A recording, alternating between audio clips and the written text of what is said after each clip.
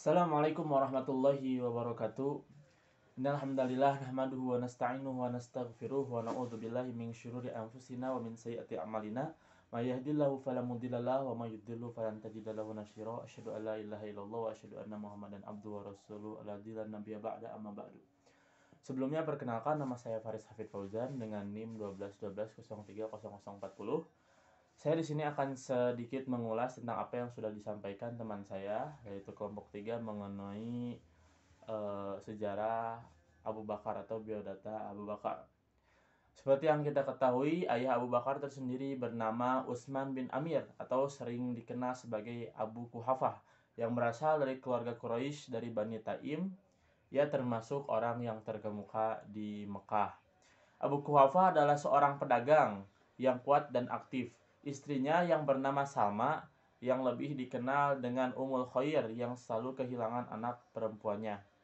Karena pada waktu zaman istrinya Ummu Salma atau Ummu Khair, ketika setiap kali melahirkan anak perempuan, pasti sang suami bermuka merah atau sangat marah dengan kehadiran bayi perempuannya. Seperti yang kita ketahui bahwa budaya Arab zaman dahulu memiliki anak atau keturunan perempuan adalah aib terbesar. Oleh karena itu, setiap kali Ummu Khair atau Salma, ibu dari Abu Bakar, melahirkan anak seorang perempuan, pasti dibunuh.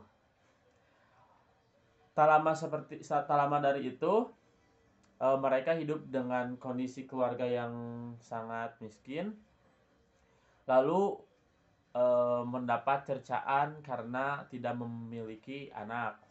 Pada tahun ke-50 sebelum Hijriah, Ummul Khair kembali menebar kegembiraannya mendapat kabar gembira, yaitu dengan lahirnya anak laki-laki yang bernama Abu Bakar. Tetapi ayahnya Abu Quhafah atau Utsman bin Amir menyebutnya sebagai Abdullah, yang mana memiliki arti tersebut. Dan lalu nama Abdul tersebut pun pudar karena sering disebut dengan sebutan nama Atik.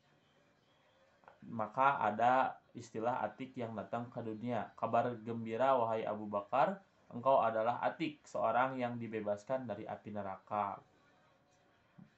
Perkataan dari Nabi Muhammad SAW. Lalu Islam pada masa Khalifah Abu Bakar.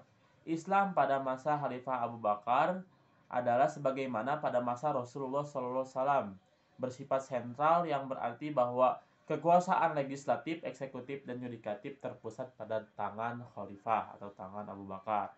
Pencapaian Abu Bakar pada masa Khalifahnya adalah memudayakan musyawarah yang lebih demokratis dalam pemerintahan dan masyarakat, menumbuhkan loyalitas pada umat Islam dan tentara kepada pemerintahan yang memberi dukungan atas semua kebijakan khalifah, membudayakan musyawarah dalam menyikapi setiap masalah yang timbul, membangun pemerintahan yang tertib dan pusat, membangun militer yang disiplin dan tangguh di medan tempur, menyusun mushaf Al-Quran seperti yang dimiliki umat Islam sekarang, mensejahterakan rakyat Islam secara adil, membangun Baitul Mal, serta memberdayakan zakat, infak, serta ghanimah dan jizyah.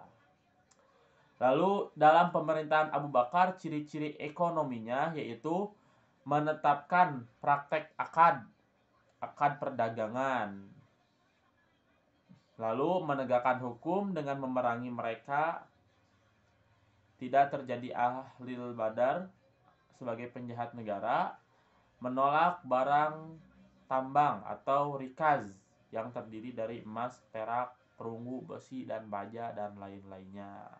Ada kejadian penting pada masa Khalifah Abu Bakar, diantaranya adalah perang melawan kaum umat murtad atau yang memisahkan diri dari Islam.